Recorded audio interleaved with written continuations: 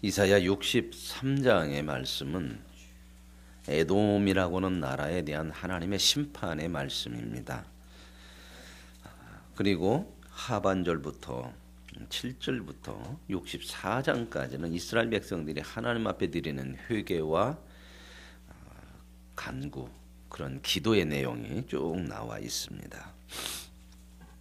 이 에돔이라고 하는 나라는 야곱의 형인 에서가 그 나라의 선조가 됩니다.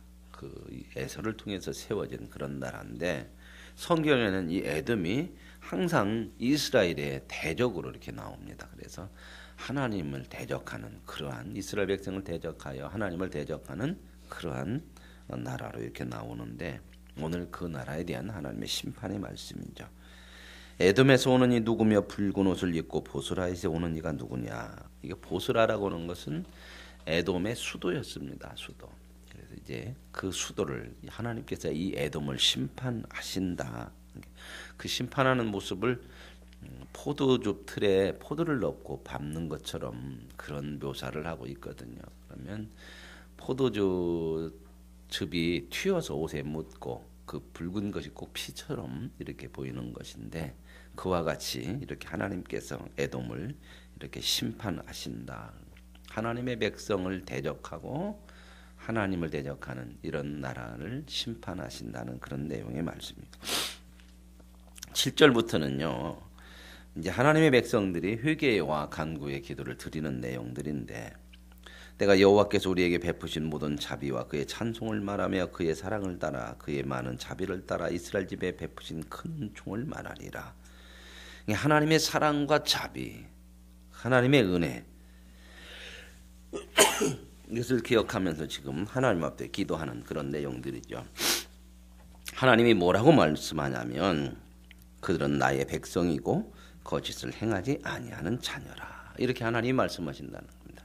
근데 이 말씀은 어떻게 보면 맞지 않는 말씀 같죠. 하나님의 백성이지만 맞지만 늘 하나님 앞에 거역하고 거짓을 행하고 불순종하고 했던 게 이스라엘 백성들의 모습 아닙니까? 그런데 오늘 하나님께서 거짓을 행하지 아니하는 자녀라. 우리의 모습이 그렇지만 하나님에게는 이렇게 하나님의 사랑스러운 자녀로 늘 이렇게 인정되어지고 보여지고, 그렇게 하나님이 우리를 알아주고 있다고 하는 거죠. 우리가 잘못한 것은 분명히 있지만, 잘못해도 우리 자녀 되는 것은 자녀로서 사랑스럽고 자녀로서 정말 그 하나님의 부모의 은혜를 입어야 되는 것들은 변함이 없는 것과 같이, 지금 그런 표현으로 이 백성이 전혀 하나도 죄를 안 짓고 거짓을 안 했다는 것이 아니라, 그렇게 거짓을 해도 내 자녀라. 그래서 하나님은 어떻게 내 자녀니까 그냥 거짓을 덮어가자, 그건 아니죠. 그러니까 고쳐내야죠. 그래서 내 자녀라. 그래서 나는 그들의 구원자가 될 것이다. 그들의 모든 환난에 동참하사. 이 말은 뭔 말이야? 하나님 늘 우리의 삶 속에 함께 하시는 거죠. 그러니까 우리가 살아가면서 성도들은 홀로 있는 때는 없어요. 이제 살아가면서 우리는 나만 남았네 이렇게 할 수 있지만, 우리가 영적인 눈을 들어서 보면은 하나님이 함께 하시지 않는 순간은 없는 줄로 믿습니다. 하나님이 늘 함께 하시거든요. 그 모든 환난에도 동참하시고 자기 앞에 사자로 하여금 그들을 구원하시며 그의 사랑과 그의 자비로 그들을 구원하시고. 보세요. 아까 거짓이 없다 그 말도 뭐예요? 하나님의 사랑과 자비로 인한 표현이죠. 그렇죠? 우리의 의로움 때문에 하나님 구원하시는 것이 아니라 하나님의 사랑과 자비, 그 사랑과 자비를 입을 수 있는 우리가 하나님의 자녀이기 때문에 하나님께서 우리를 구원하시고 끝까지 인도하시는 줄로 믿습니다. 그래서 그들이 반역하여 주의 성령을 근심하게 하였으므로, 여기 나오죠. 모습이 반역하고 성령을 근심하게 하고, 그런데도 그가 돌이켜 그들의 대적이 되사 친히 그들을 치셨더니. 그냥 부모지만 아버지지만 그들을 또 가만 놔둘 수가 없잖아요. 그들 잘못하면. 그럼 그들을 또 치신다는 거죠. 근데 여기서 보면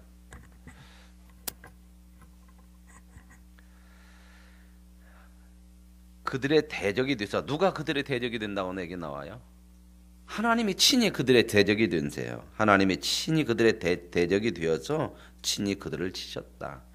그러니까 모든 거 하시는 것이 누가 하신다? 하나님이 하신다고 하는 겁니다. 저와 여러분의 인생의 모든 삶을 하나님께서 주관하시고 하나님께서 인도하시고 간섭하시는 줄로 믿습니다.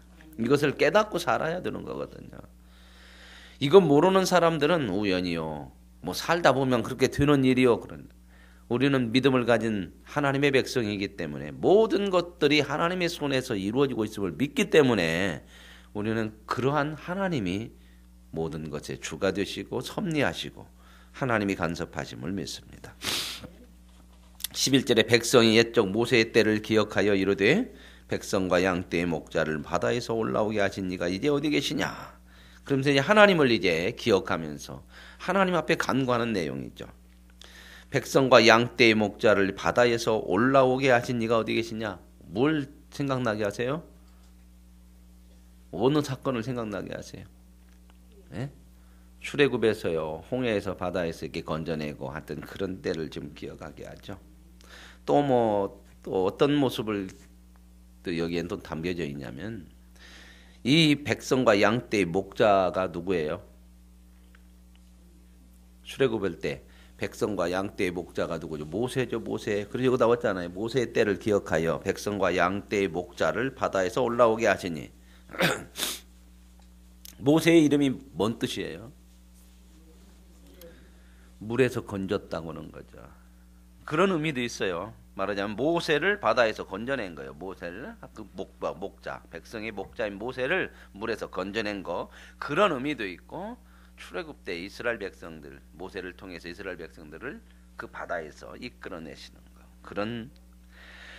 그래 이제 하나님이 어디 계시냐, 이 말은 하나님이 어디 계시니 모른다 그 말이 아니고 하나님 계시지 않습니까? 도와주십시오. 그때도 이런 어려운 가운데 하나님께서 도와주셨지 않습니까?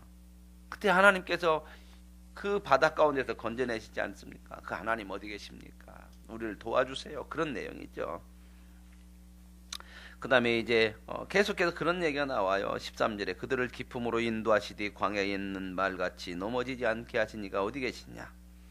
여호와의 영이 그들을 골짜기로 내려가는 가축같이 편히 쉬게 하셨도다. 주께서 이와 같이 주의 백성을 인도하사 이름을 영화롭게 하셨나이다.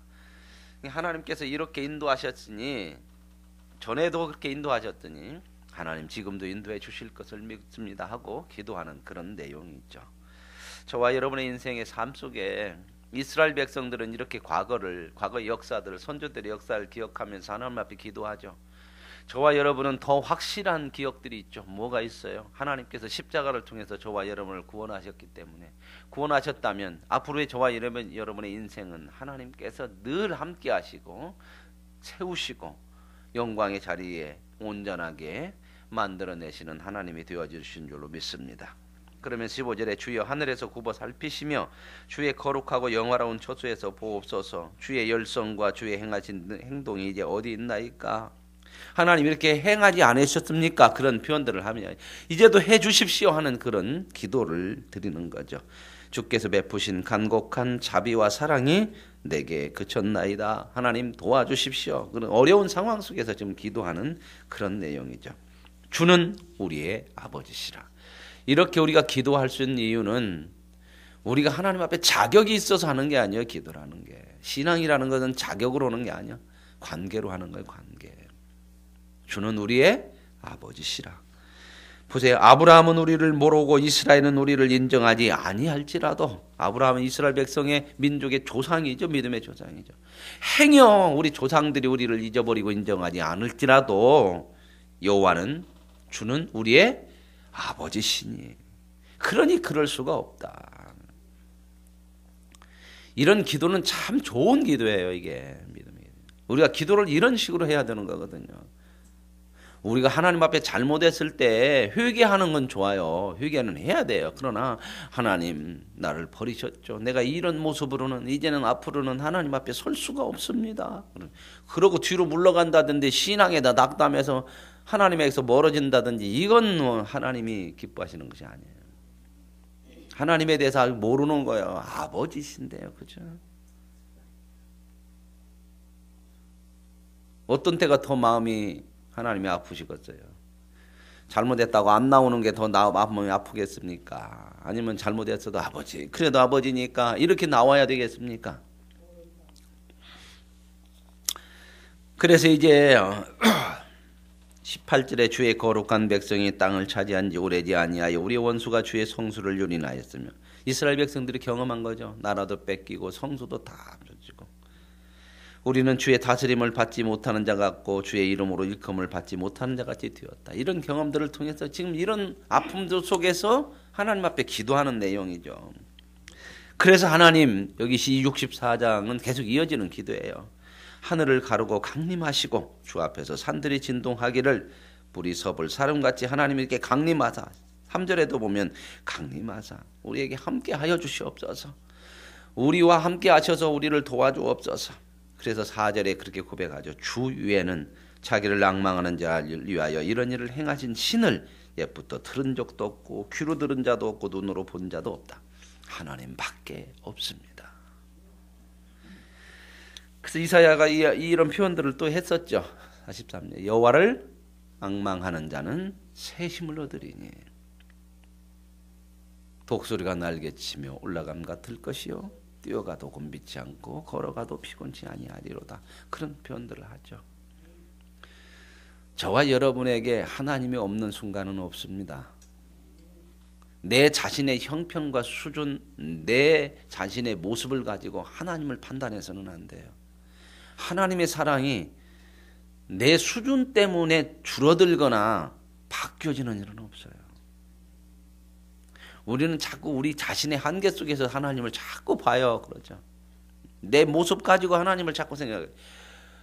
언제나 하나님은 저와 여러분보다 크고 저와 여러분의 생각보다 저와 여러분의 모든 죄보다도 다 크신 하나님이신 줄로 믿습니다.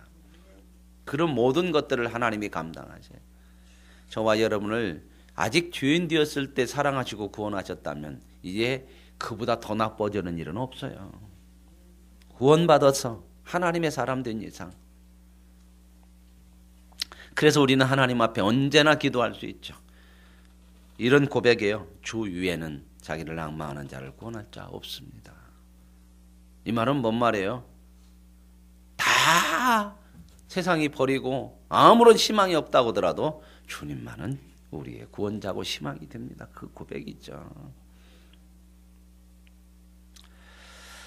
그래서 5절에 주께서 기쁘게 공의를 행하는 자와 주의 길에서 주를 기억하는 자를 선대하시거늘 우리가 범죄함으로 주께서 진노하셨사오며 이 현상이 이미 오래되었사오니 우리가 어찌 구원을 얻을 수 있으리까. 이런 마음들이 들을 수 있죠. 때로는 하나님 앞에 하나님의 구원이 없는 것 같고 느껴지고, 그럴 때는 자꾸 우리 자신이 부족하고 내 자신이 너무 잘못해서 하나님 외면하셨나 이런 생각을 가질 수 있지만 하나님은 외면하시는 적은 없어요. 외면하신 적은 언제 있었냐? 저와 여러분을 구원하기 위해서 예수님을 십자가에 달아서 아버지 나를 버리시나이까 그럴 때 하나님은 아들을 외면해요. 그 외면이 뭐 하려고 외면하냐면 저와 여러분을 구원하려고 아들까지 외면하시는 거예요. 그러니 하나님이 우리를 외면하시는 적은 없습니다. 담대하게 구하십시오. 하나님 앞에 언제나 우리의 도움을 청하시고 그분 앞에서 기도할 때에 힘이 솟는 저와 여러분이 되시기를 원합니다. 그분이 저와 여러분의 위로자요, 능력자요, 도움자요, 구원자이심을 변함없이 확실하게 붙들고 살아가는 저와 여러분의 삶이 되기를 원합니다. 그러면서 우리의 이제 이런 말씀들이 쭉 보면 하나님 우리에게 없는 것 같고 우리는 하나님 앞에서 우리 죄 때문에 소멸되는 자 같습니다. 그러나 8절에 보면 이제 또 다시 소망을 가지고 이런 모습 속에서 기도하는 내용이 나오잖아요. 그러나 우리의 모습이 이렇지만 주여 이제는 주여 우리 주님이 뭐다고요? 아버지시니다. 우리의 기도가 이것이에요. 이거 하나님 앞에. 언제나 우리 삶 속에 힘들고 어렵고 때로는 나 자신 때문에 상황 때문에 좌절될 때마다 하나님이 우리 아버지라고는 그 기도를 드릴 수 있기를 원합니다. 그 기도가 우리가 기도할 수 있는 근거예요. 그리고 언제나 우리가 하나님 앞에 당당하게 설 수 있는 근거예요. 하나님이요, 우리 죄졌다고 풀 죽어 있는 거 싫어하세요. 부끄러운 모습이 있더라도 하나님 앞에서 회개하고 그 하나님으로 말미암아서, 아버지로 말미암아서 힘을 얻어 또다시 설 수 있는, 힘있게 살 수 있는 그런 자녀를 보는 것이 하나님의 기쁨인 줄로 믿습니다. 우리는 진흙이요 주는 토기장이 우리는 다 주의 손으로 지으신 것입니다. 여호와여, 너무 분노하지 마시고 죄악을 영원히 기억하지 마시고. 이런 기도할 수 있는 게 뭐예요? 뻔뻔한 게 아니에요. 관계 속에서 그러는 겁니다. 아버지니까. 하나님, 내가 죄를 많이 졌고 하나님 나를 소멸시키는 그 자리에 내가 하나님 앞에 기도할 수도 없는 부끄러운 모습이지만, 그러나 너무 그렇게 분노하지 마시고. 이게 뭐예요? 자식이니까. 우리가 하나님 앞에서는 이런 자녀의 모습이 있었으면 참 좋겠어요. 너무 그런데 우리가 하나님 앞에서까지도 어른된 모습으로 자꾸 폼되려고 하니까. 우리 애기들을 보면 그래요. 금방 혼나고 잘못했어도 금방 앵하고 또 오고 앵하고 오고 그냥 엄마하고 품쪽으로. 그게 참 예쁘죠. 그죠? 그럴 때 뭐라고 그래요? 이것이 금방 그랬다가 또 그렇게, 사람도 아니에요. 그렇게 안 해요. 이뻐요. 내가 나이가 몇 살인데 하나님 몇 살 잡숫겠어요? 자꾸 우리는 내 수준으로 자꾸 하나님하고 대단히 어른같이 자꾸 생각을 하고 그러는 거예요. 하나님 앞에서 하나님의 자녀처럼, 어린아이처럼 늘 하나님 앞에 구하고 하나님을 가까이 하고.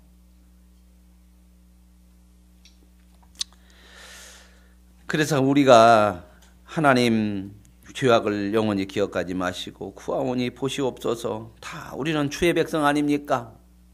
이걸 뭘로 바꾸면 좋겠어요? 하나님, 나 주의 아들이잖아요. 아빠, 엄마 하면서 갔으면 참 좋겠죠. 그렇죠? 예수님께서 그 말씀 하시잖아요. 우리 하나님이 누구라고요? 아바?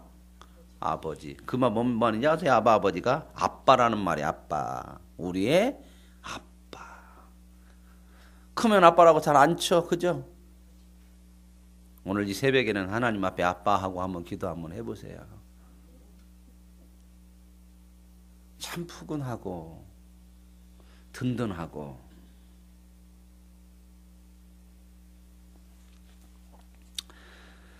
우리는 다 하나님의 자녀 아닙니까? 11절에 우리 조상들이 주를 찬송하던 우리의 거룩하고 아름다운 성전이 불이 탔고 우리가 그곳에서 즐거워하며 예배하던 것들이 다 황폐했는데 여호와여, 일이 이러하거늘 주께서 아직도 가만히 계시려 하나이까? 주께서 아직도 잠잠하시고 우리에게 심한 괴로움을 받게 하시려나이까? 보세요. 담대하죠? 하나님 가만히 있으면 어떻게 돼요? 기도하세요. 그렇게 건방진 거 아닙니다. 그게 하나님에 대한 신뢰요. 그래서 우리는 하나님 앞에 구하잖아요. 하나님 힘들어요. 하나님 이제 좀 도와주세요. 가만히 계시면, 물론 가만히 안 계세요. 우리가 볼 때 가만히 계신 것 같고 내 생각에 가만히 계신 것 같으니 하나님이 가만히 계신 적은 한 번도 없으십니다. 하나님은 가만히를 껄끄러서 안 쓰셔. 한 번도 가만히 안 계세요.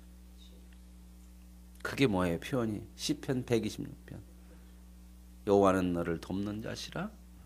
어떻게 해요?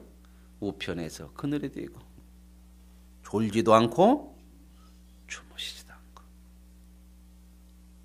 우리가 잘 때에도 하나님 우리와 함께 하시는 임마누엘의 하나님. 우리가 잘 때는 모르죠. 그죠? 우리가 행여 하나님을 잊을 때에도 우리와 영원히 함께 계시는 임마누엘의 그 하나님. 그 하나님이 저와 여러분의 아버지입니다. 이 새벽에 이 아버지를 만나고 그분을 구하고 그분을 찾고 그분 안에서 위로와 담대함과 회복의 은혜를 누려가실 수 있기를 원합니다. 하나님 아버지 감사합니다. 이스라엘 백성의 죄악으로 말미암아 하나님의 심판이 있고 그 심판 속에 견디지 못하며 하나님을 향하여서 간구하고 하나님 부끄러운 모습이 많지만 그러나 하나님 우리 아버지 아니십니까? 그러니 하나님 이제는 거두어 주옵소서. 가만히 계시면 어떻게 되겠습니까? 아빠 하고 부를 수 있는 우리에게 은혜를 주신 아버지 하나님 앞에 아버지 앞에 간구함으로 하나님으로 인하여서 담대하고 하나님으로 인하여서 회복이 되어지고 하나님으로 인하여서 힘을 얻는 이 새벽 기도의 시간이 되게 하옵소서.